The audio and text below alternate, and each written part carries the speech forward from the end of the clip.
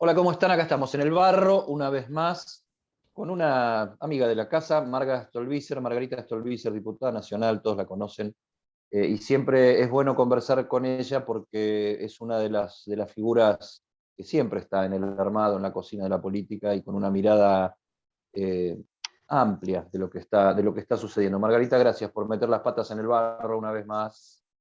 No, al contrario, gracias a ustedes por la comunicación.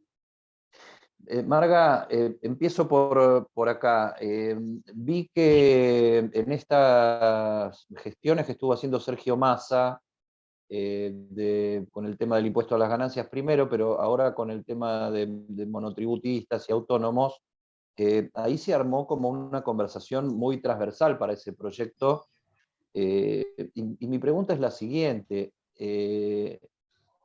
¿Es tan complejo de veras conversar ampliamente en el Congreso o las peleas son más para la gilada y para marcar posiciones ante el electorado que lo que es el tono de conversación en la verdad verdadera del día a día ahí? Hay de todo un poco en realidad. Te diría que de todos modos la pelea es más fuerte de lo que por lo menos a mí me gustaría, digamos. Y eso a veces dificulta el diálogo, termina teniendo costos para quienes sí intentamos hacerlo, porque se ha planteado de manera muy fuerte esa polarización extrema y entonces es suficiente que el del otro bando, por lo pongo entre comillas, diga algo para que de este lado se lo descalifique y viceversa, y entonces eso de firmar cosas en común parece una cosa extraordinaria.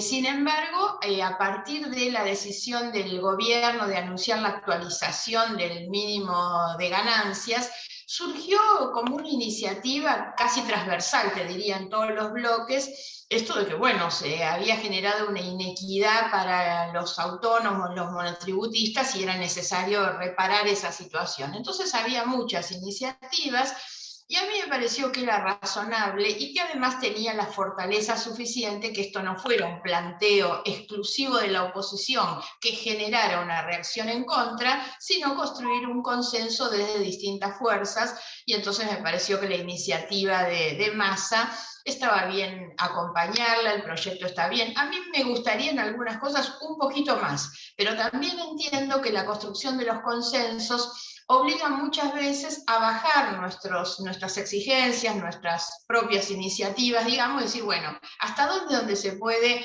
acordar, digamos, consensuar? Es esto. Bueno, vamos por eso, después veremos si se puede un poquito más. Ujú. No, Pero que yo es digo, cierto, pero son es cierto, cosas. para contestar tu pregunta, que hay puentes de diálogo, pero hoy te diría que es mucho más fuerte la confrontación al punto ese de la descalificación del otro simplemente porque es el otro. Ujú. No, yo digo porque en estos temas, incluso vos estuviste junto con Sergio Massa, después rompieron, no quedaron, según lo que tengo entendido, en una buena relación, porque bueno, no hay ruptura sin enojo, esto pasa en la vida y pasa en la política también, aunque las cosas se traten de despersonalizar. Pero yo digo, esto demuestra que es posible cumplir con ese axioma tantas veces meneado y tan pocas veces puesto en práctica, de que se puede poner el interés de la gente por delante y a partir de ahí buscar los consensos para el tema, ¿no? Más allá de cómo te estés llevando personalmente con tal o cual referente que termina firmando con vos el mismo proyecto. Sí, eso debería ser así. Yo tengo un poco como práctica, te diría no como regla, sino como una práctica espontánea. No soy de tener amistades en la política. He estado en alianza electoral con Massa y no he sido de su amistad. He estado en alianza electoral con Carrió y no he sido de su amistad, digamos. Trato de ponerle a la política más racionalidad, sobre todo en lo que hace a estos vínculos, y eso me permite, digamos, poner también el equilibrio en el sentido de decir, bueno, las cosas que están bien se acompañan y las que están mal no se acompañan. Y no ando mirando quién es quien está firmando. Me parece que necesitamos hacer ese tipo de cosas, ¿no? Hoy estoy trabajando con un tema que creo que es bastante importante, que es un proyecto de responsabilidad extendida a los productores en el caso del tabaco y de las colillas, ¿no? Un proyecto claramente de corte ambiental. Y bueno, empezamos nosotros con organizaciones sociales, porque también es eso. Hay que tratar de entender que nosotros somos representantes de una ciudadanía que tiene que encontrar en nosotros el vehículo para llevar adelante sus iniciativas.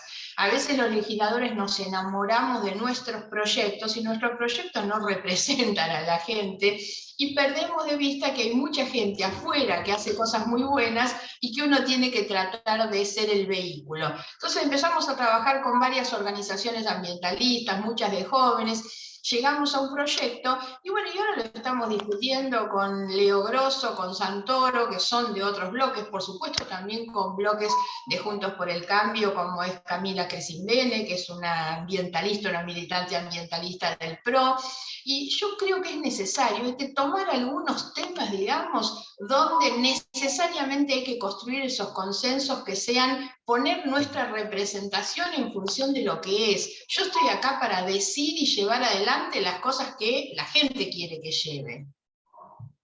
Lo que no sabe la gente, esto es cierto, ¿no? Porque la sociedad civil aparte tiene sus organizaciones, sus fundaciones, sus asociaciones, sus sociedades de fomento, agrupaciones, etcétera, que producen y proponen cosas, y lo decís vos, ¿no? La política como puente también de creatividad en cuanto a la solución de las problemáticas concretas. Lo que no sabe la gente es cómo se da esa conversación en concreto, ¿no? A vos se te ocurre una idea, porque vino así. ¿Qué haces? ¿Mandás un asesor? ¿Vas vos? ¿Llamás al diputado o la diputada? Y le decís, che, tengo esto, y te dicen, ah, qué interesante, mándamelo. ¿Se resuelve entre ayudantes o lo conversan los promotores? ¿Se van al bar del Congreso, del anexo, y se juntan ahí, se visitan en los despachos? Ya, ¿Cómo no es tenemos esa más bar, en el anexo no hay más bar, ¿eh? No hay ningún Bueno, lugar donde ir a tomar un café. bueno, me quedé en el 45, pero digo, bueno, se van ahí, Casablanca sigue abierto en la esquina. Sí, sí, ese sí, sigue estando. Claro. Eh, Hay, digo, Eddie, hay los cómo es esa vida real, ¿no? Porque son hay los personas dos que están niveles. trabajando también, ¿no? Claro, hay los dos niveles. Yo te digo, por ejemplo, con el tema de tribunales ambientales, porque tengo una agenda bastante vinculada con estos temas. Rápidamente, como vi que había legisladoras que venían trabajando en este tema, que eran Camila Crescimbene en el Senado, Gladys González, me reuní yo misma con ellas, nos reunimos con distintas organizaciones también, convocamos. Hicimos una reunión sobre el tema de tribunales ambientales, donde también estuvo Graciela Camaño, estuvo el diputado Amaya, estuvo la diputada Dolores Martínez.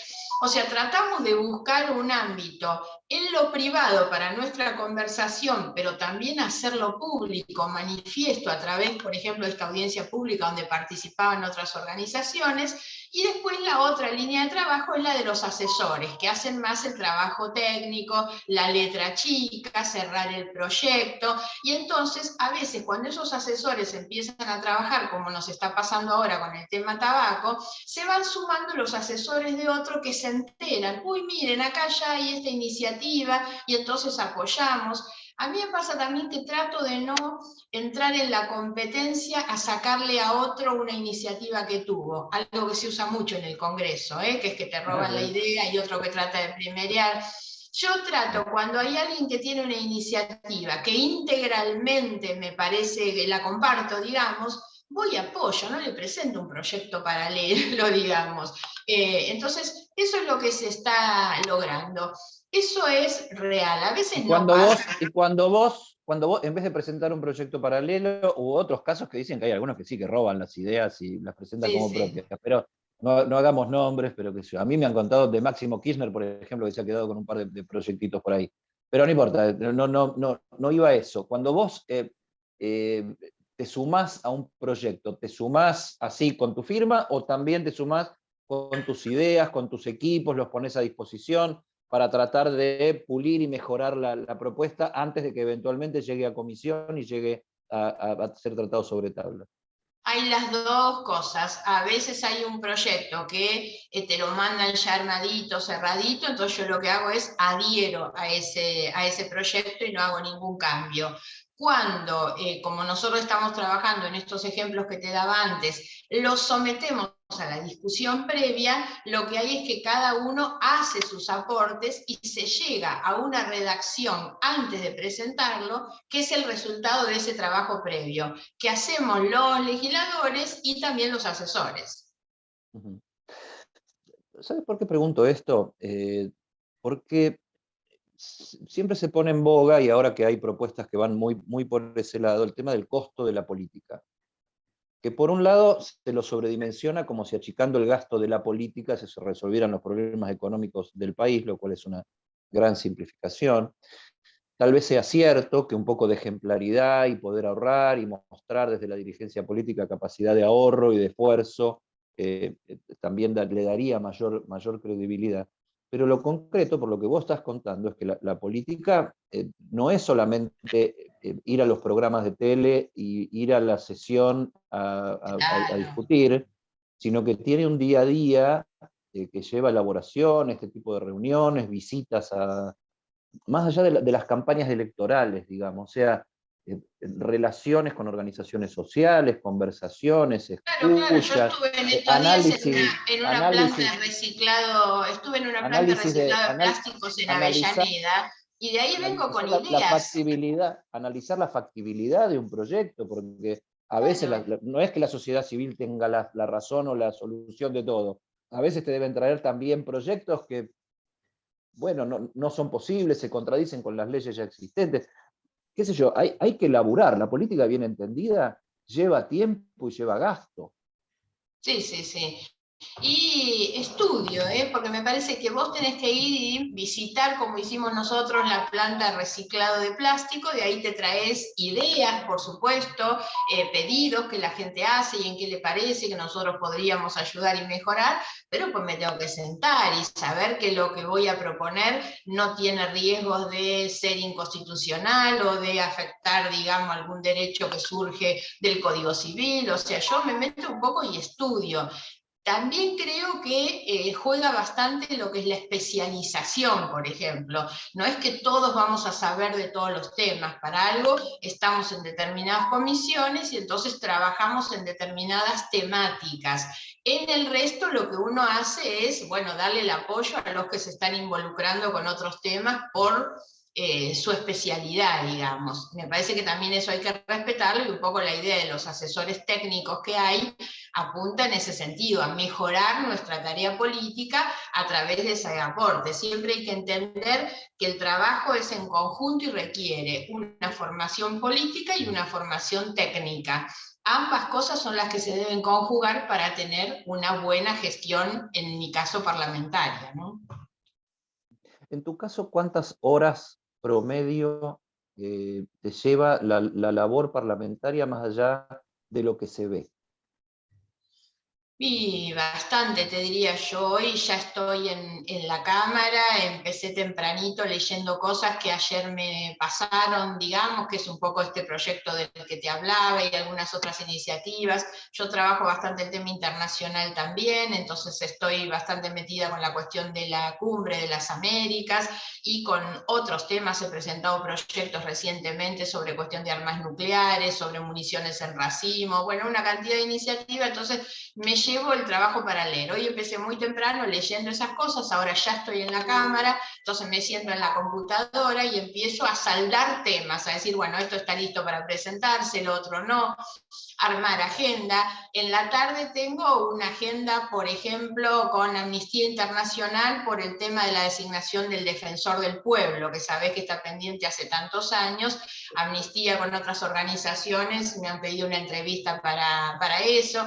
Entonces también uno va mechando esto que te decía, que es que me siento, estudio, saldo cosas y voy teniendo entrevistas también.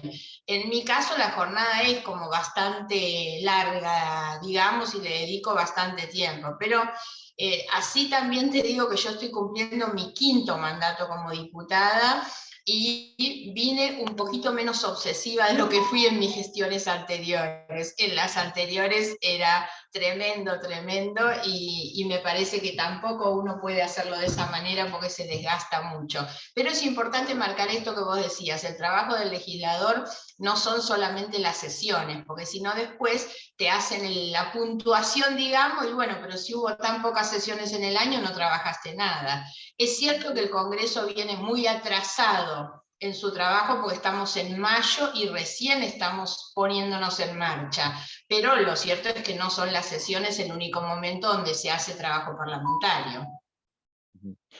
Pesó mucho la rosca del reparto de las comisiones, ¿no? Sí, ahora ya está bastante acomodado todo, pero eso generó demoras. Para mí las demoras tuvieron mucho que ver con la ruptura del Frente de Todos. No nos olvidemos que Máximo renunció a la presidencia del bloque en febrero, vino el tema del acuerdo con el fondo y eso generó una tensión muy grande en el bloque oficialista. El presidente no tenía ni su propio bloque acompañando una decisión tan trascendente para el gobierno, y eso creo que demoró bastante acá, digamos, el inicio de la conformación. Hoy ya está bastante todo repartido, los dos bloques, digamos, de las dos grandes coaliciones son muy parejos en cuanto al número, y entonces también el reparto de las comisiones termina siendo muy parejo, ¿no? Y bueno, hoy se está viendo, este creo que es el dato político a tomar en cuenta acá en la Cámara, que por primera vez se está viendo que se ha conformado un espacio opositor bastante diverso, porque no es solamente Juntos por el Cambio, que está imponiendo una agenda. Eso pasó con el tema de boleta única, podría estar imponiendo un dictamen en la reforma de la ley de alquileres, y eso cambia bastante la Cámara, porque en esa cuestión tan pareja de los dos bloques, el que logra sumar algunos de los bloques más pequeños, digamos, bueno, obviamente que ese inclina la balanza. Ujú. Te cambio un poquito el foco y te aprovecho como conocedora del radicalismo desde de tu experiencia, tu origen, tu corazón radical.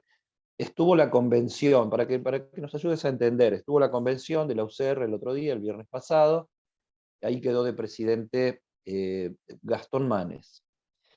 ¿Es relevante esta decisión de la convención radical de colocarlo a Gastón Manes, hermano de uno de los principales referentes que tiene hoy Juntos por el Cambio en cuanto a su cualidad de presidenciable? ¿Es relevante ese cargo y en qué sentido lo es?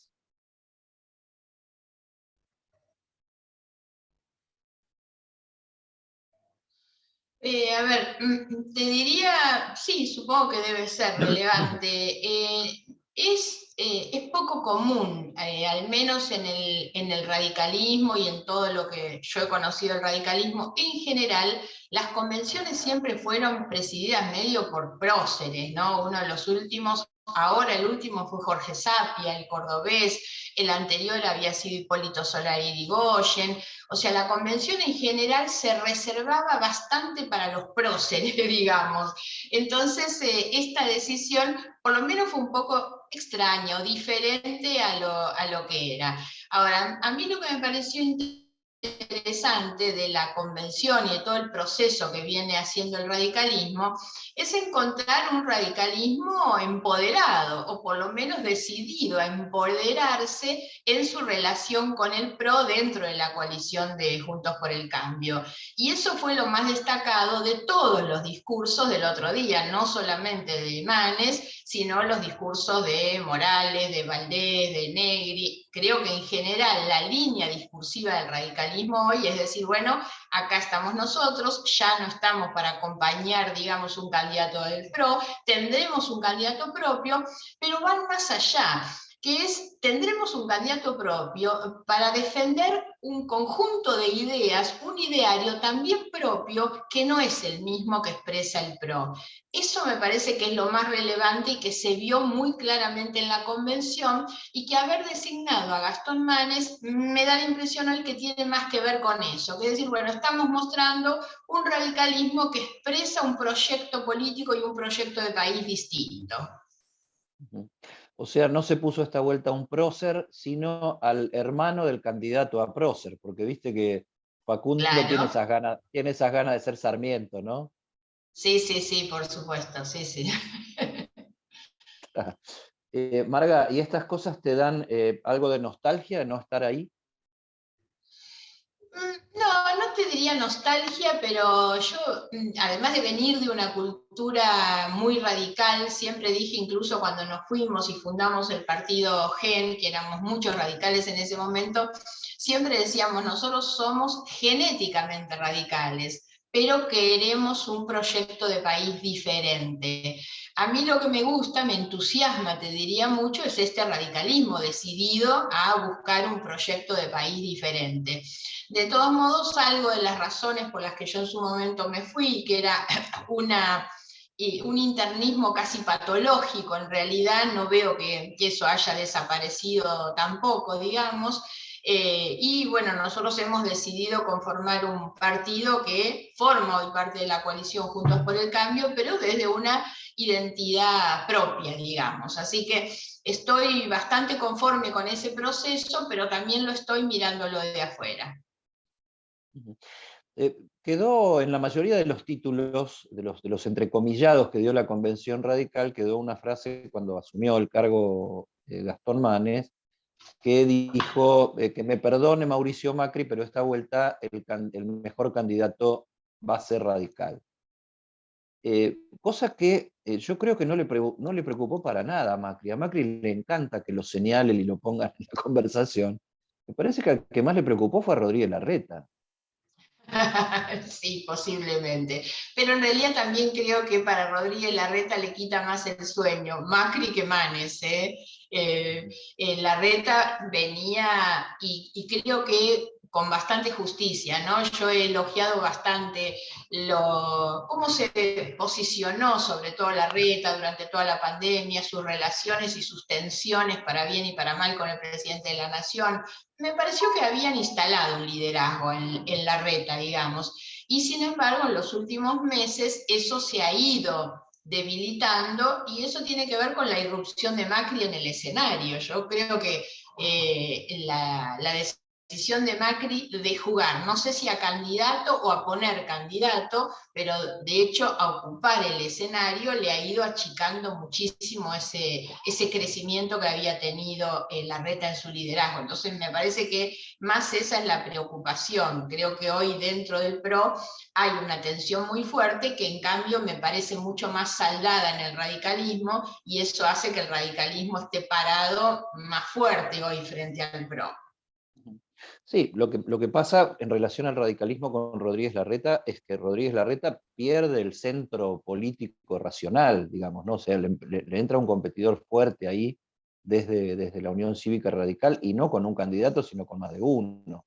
Sí, sí, sí, sí. Me parece que eso por un lado. Y ahí va mi pregunta, y esto yo sé que vos ves la política en 360 y sos una dirigente nacional que entre otras cosas interpretás, ves, analizás y hablás con todos, porque tenés un nivel de diálogo y de información con todos.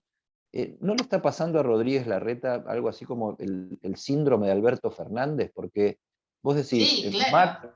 Macri lo apunta, Cristina lo apunta, desde la oposición también les pegan. O sea, esto de haber ejercido el gobierno en este momento tan traumático del país, ¿no es el fondo del problema de estos presidenciables, el presidente y el jefe de gobierno porteño? A ver, eso es parte del problema, pero yo te diría que parte del problema de Rodríguez Larreta tiene que ver con que Macri tiene una actuación casi espejo con Cristina Fernández también, ¿eh? Y por eso es que después nosotros lo que sacás un poco como conclusión de ahí, como derivación de eso, es que Rodríguez Larreta termina siendo como un Alberto Fernández de Cristina, y eso es lo que lo ha debilitado. Cuando Larreta armó un liderazgo con sus costos, porque estar gobernando en pandemia, sentarse con el presidente o con el gobernador, siempre tuvo sus costos, pero sin embargo el hombre en ese punto venía bien. Creo que lo debilita es cuando Macri es quien se para en un escenario a transmitir esa idea de que la decisión sobre el futuro presidenciable del PRO al menos, o de Juntos por el Cambio, depende de él, de si él quiere o no quiere, de si él está o no está, o si él designa o no designa, ¿no? Algo que ejerce Cristina del otro lado. Me parece que esa cosa en espejo Es un poco el origen de la polarización, de la grieta, cómo han actuado desde antes del 2015. Cristina es quien inventa la grieta, por supuesto, y termina hundiendo a Scioli, ungiendo a Macri como candidato, y en ese juego perverso de la confrontación, así de la polarización, Macri termina perdiendo después la elección con Cristina y Alberto, ¿no? Entonces, creo que ese juego muy en espejo, con esa influencia, que yo siempre creo que la grieta, la polarización es muy redituable en términos electorales, por eso se sigue haciendo, y por eso mientras que los políticos ganen votos poniéndose en esas posiciones tan ultra, eso va a seguir existiendo, pero tan bueno como es electoralmente para los políticos, es malo para el país eso, ¿no? El problema es que cada uno mira solo desde su propio ombligo.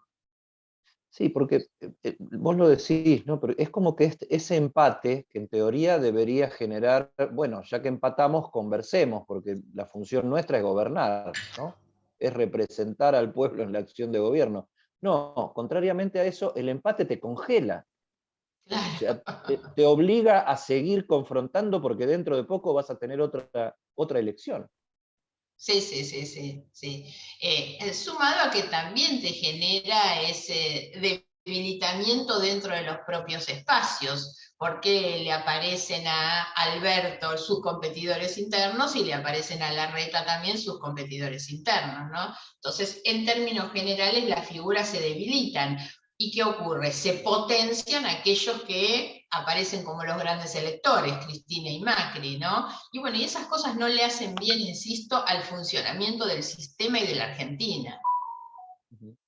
Ahora, ahí aparecen después otras teorías, es decir, bueno, el empate no nos resuelve, y el que más explícito lo dijo fue el propio Rodríguez Larreta, que dijo, para gobernar este país tenemos que lograr una coalición del 70%, ¿no? Porque si el que está gobernando no tiene ese nivel de consenso, no puede gobernar o su gobernabilidad siempre está cascoteada por las tensiones cotidianas, domésticas, etcétera, etcétera. Ahora, en esta estructura de coaliciones eso es difícil de verse, porque vos lo estás diciendo, aparecen las grietas y las rupturas dentro de las propias coaliciones en función de la misma competencia de tono principalmente electoralista. ¿Vos crees que lo que se está abriendo es un camino en este centro racional de un nuevo coalicionismo, un nuevo barajar y dar de vuelta en el tema de las coaliciones? Porque a veces ves personas que parecen más empáticas con gente que está en la vereda de enfrente que con gente que está en su propia vereda. A ver, yo separaría, por un lado, no creo de ninguna manera que haya un espacio a surgimiento de coaliciones electorales diferentes. O sea, no veo de ninguna manera que pueda haber a la elección del año que viene ninguna mezcla de esos espacios. Ahora, sí creo mucho en la necesidad de pensar en una coalición para gobernar. Es un poco lo que dijo Larreta. Hay que dejar de pensar en que las coaliciones se tienen que armar para ganar elecciones y pensar mucho más cómo coalicionas para poder gobernar. Y en esto yo creo que, y te traigo a dos ejemplos muy concretos de momentos que hubo y que por la falta de liderazgos y de confianza se desperdiciaron. Uno es la primera mitad del 2016, Macri presidiendo, con un número bajo, digamos, no tenía mayorías en el Congreso, y sin embargo logra sacar dos leyes claves para el inicio de su gobierno: febrero del 2016, la ley para la salida de los holdout, y en julio, si no me equivoco, mitad de año, la ley de reforma previsional con blanqueo. Esas dos leyes fueron acordadas en el Congreso con un número muy importante de quienes estábamos en la oposición. Yo estaba en la oposición en ese momento, Massa estaba en la oposición, y se dio acuerdo en dos leyes que Macri necesitaba sí o sí para gobernar. En ese momento se logra una mayoría muy importante, esas leyes salen con mayorías muy importantes en cantidad, ¿Y qué ocurre? Quedan muy aislados los sectores muy ultra. El ultra kirchnerismo queda aislado porque todo el resto del peronismo, la mayoría de los gobernadores, se había conformado un bloque de peronismo federal en la Cámara de Diputados, que lideraba el diputado Oscar Romero en ese momento del sindicato de Esmata. Y la verdad es que eso fue muy importante y Macri debió haber apostado a sostener su gobierno con esa nueva mayoría, aislar a los fundamentalistas, a los que no querían colaborar y construir un gobierno distinto. Él tenía dos espadas en el Congreso para mí muy buenas, que eran Monzó en diputados y Pinedo en el Senado. Pinedo, otra persona excelente en su capacidad de construir acuerdos. Sin embargo, se desperdició y desperdició incluso a sus dos espadas también. Ese fue un momento de Macri. El otro es este año con el acuerdo con el fondo. El presidente Alberto Fernández, además de no haber podido sacar ninguna de las leyes que mandó a sesiones extraordinarias, porque no pudo ni siquiera tener el número dentro de su propio bloque, pese a ser el bloque más, con más cantidad de diputados, llega el momento del acuerdo con el fondo, la mitad de su bloque le da la espalda y se termina construyendo una mayoría muy fuerte, porque el acuerdo con el fondo sale con más de 200 votos en la Cámara de Diputados, y se logra una mayoría muy fuerte de quienes decidimos desde la oposición decir, bueno, hay que pagar los costos, que es acompañar al gobierno en algo, pero esto se hace porque es un acto de madurez política. El presidente, ¿qué debió haber hecho a partir de ese momento? Consolidar eso como un espacio distinto de diálogo, que no es una coalición electoral, pero es saber que tenés que gobernar en un marco de acuerdos. Eso además no es un problema de necesidad del gobernante, es necesidad del país, que tiene que dar hacia afuera otra imagen de seriedad, de estabilidad, de políticas que se van a continuar cuando vengan los próximos. Bueno, creo que fueron dos momentos desperdiciados para la posibilidad de construir esas mayorías que se necesitan para gobernar, pero insisto, desvinculado de las cuestiones electorales. Ahora, ese papel del componedor y el conversador, el articulador, ¿no fue el papel de Sergio Massa en la Cámara de Diputados? Porque a mi ¿Sí? juicio, la verdad que hizo un papel muy decoroso de abrir, o sea, de bajar las tensiones de los que estaban oponiéndose, empezando por los de su propia coalición, y de tender los puentes para conversar y escuchar Sí, modificaciones sí, sí.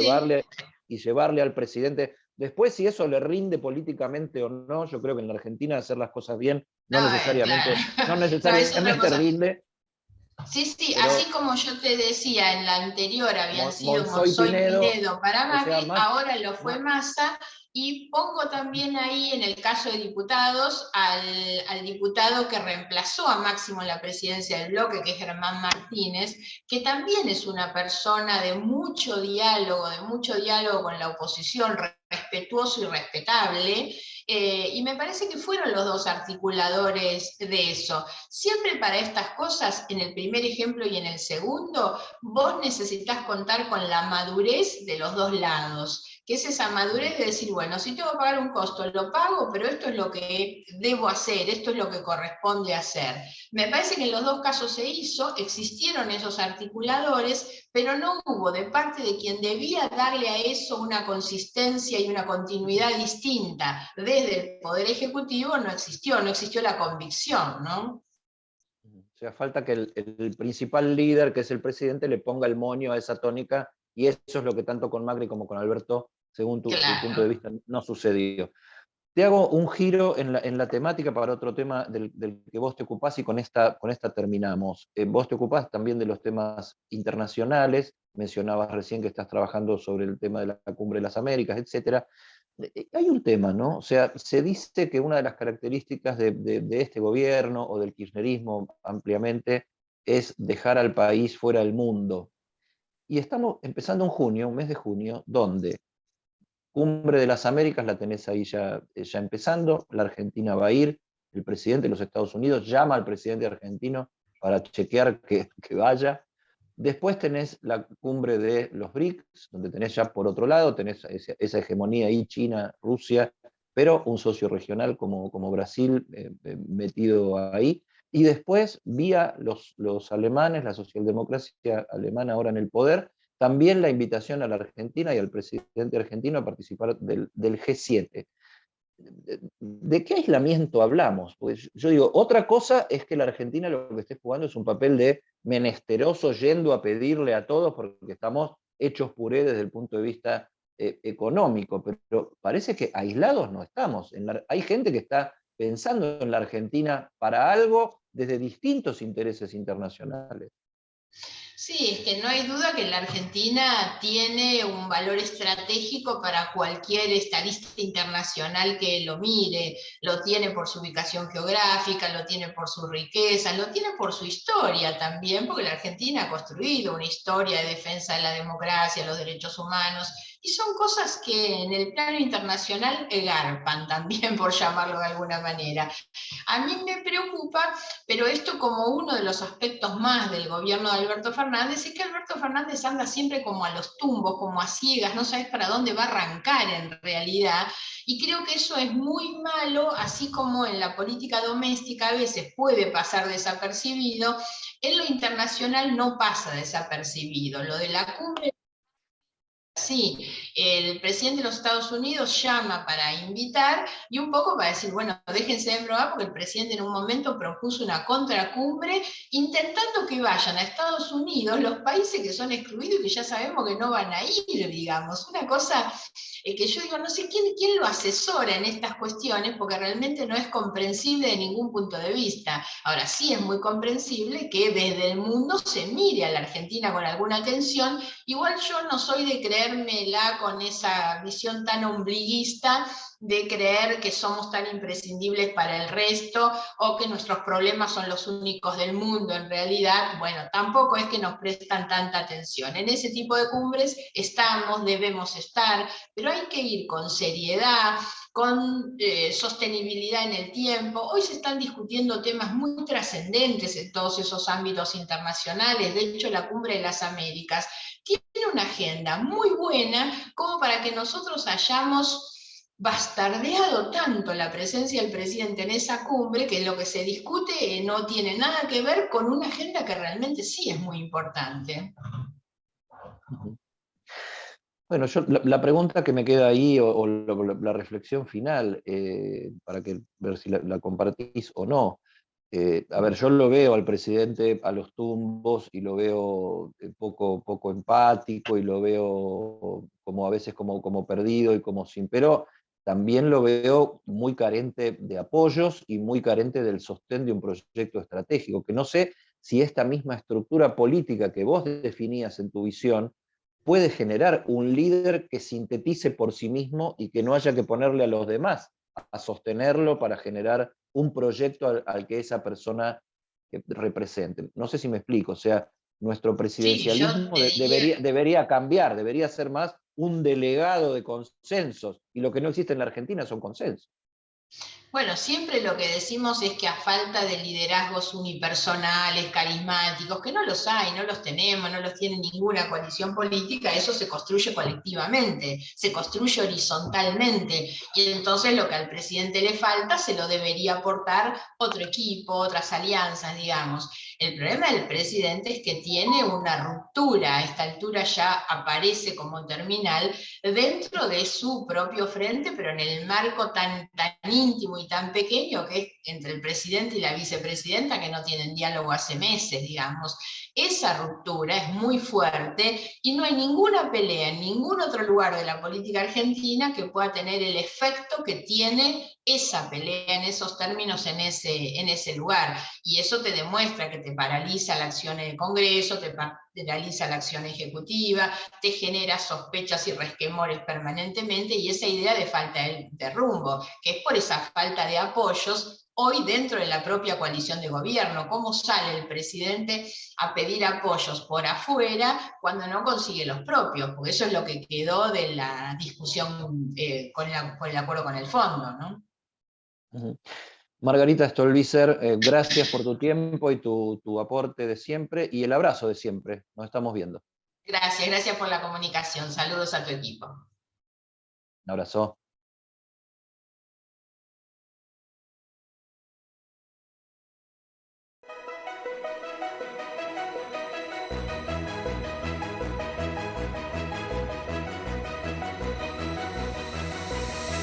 la transformación no para.